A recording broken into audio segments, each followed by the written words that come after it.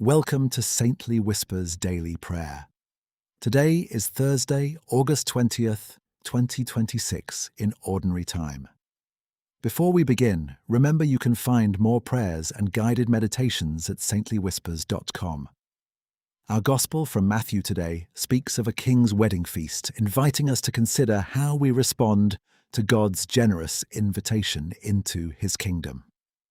To help us reflect, we'll engage in Augustinian Prayer, a method of deep self-reflection and heartfelt dialogue with God, inspired by St. Augustine's profound spiritual journey. Now, let us settle in, take a gentle breath, and open our hearts to the Lord. Welcome to this time of prayer, inspired by the wisdom of St. Augustine. Let us begin by finding a comfortable position, allowing our bodies to settle and our minds to quiet. Take a deep breath in, holding it for a moment, and then slowly release it. Feel the tension leaving your body with each exhale.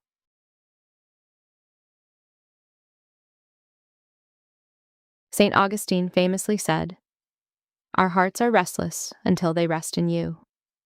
As we prepare to pray, acknowledge any restlessness within you, any thoughts or concerns that vie for your attention. Gently set them aside, inviting God to be the sole focus of these precious moments. Consider for a moment, what invitations are currently competing for your attention in life? How do they compare to God's invitation to his divine feast?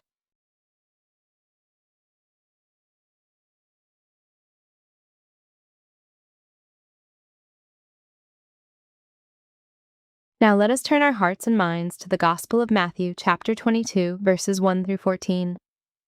Listen attentively, allowing the words to resonate within you.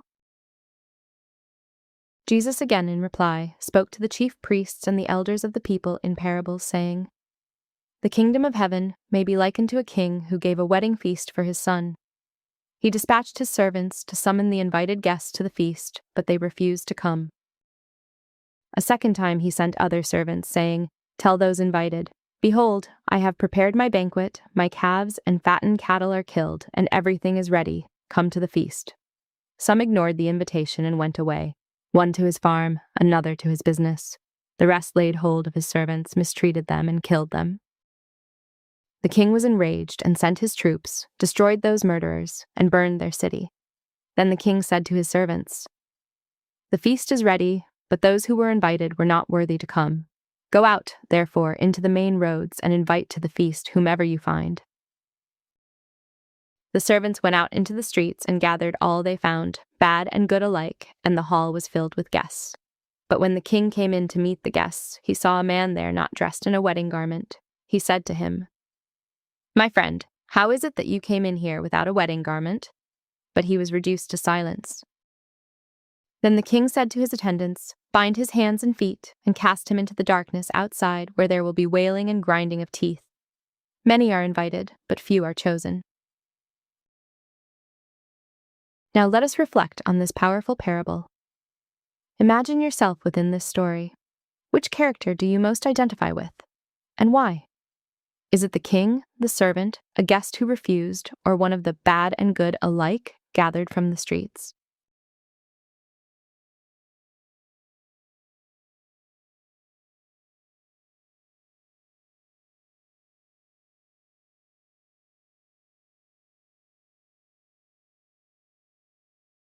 St. Augustine sought to know himself and to know God, praying, "Noverim me, noverim te."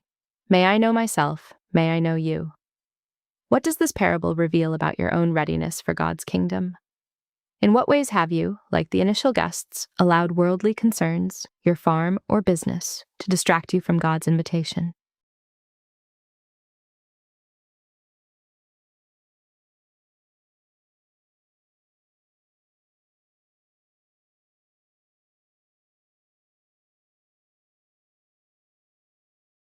What does the wedding garment symbolize for you personally in your spiritual journey?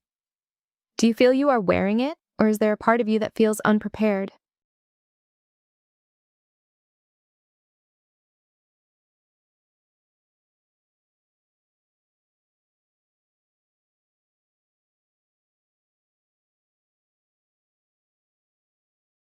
Let us now enter into a heartfelt dialogue with God.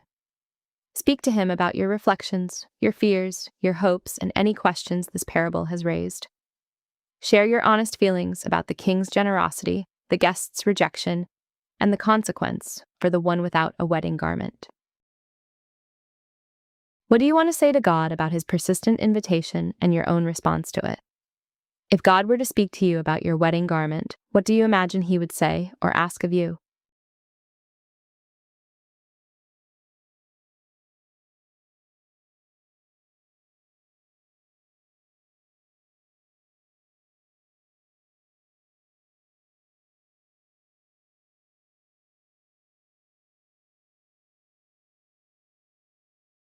Now, based on your reflection and dialogue, consider how you're called to respond to God's invitation in a concrete way.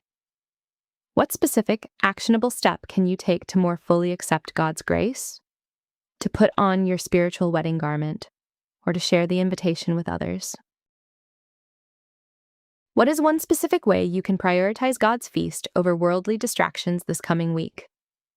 How can you cultivate the wedding garment of charity, humility, or righteousness in your interactions with others?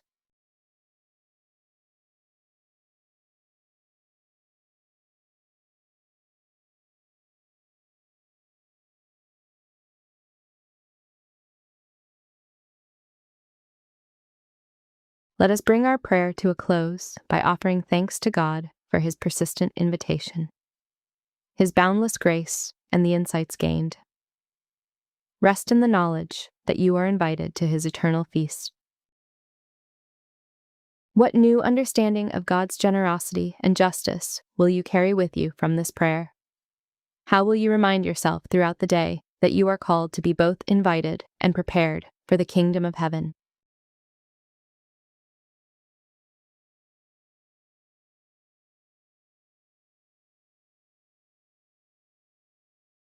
May your heart find its rest in him. Amen. Thank you for praying with me today. For more prayer methods and resources, please visit saintlywhispers.com. Don't forget to subscribe so you never miss a moment of peace. May God bless you and keep you always.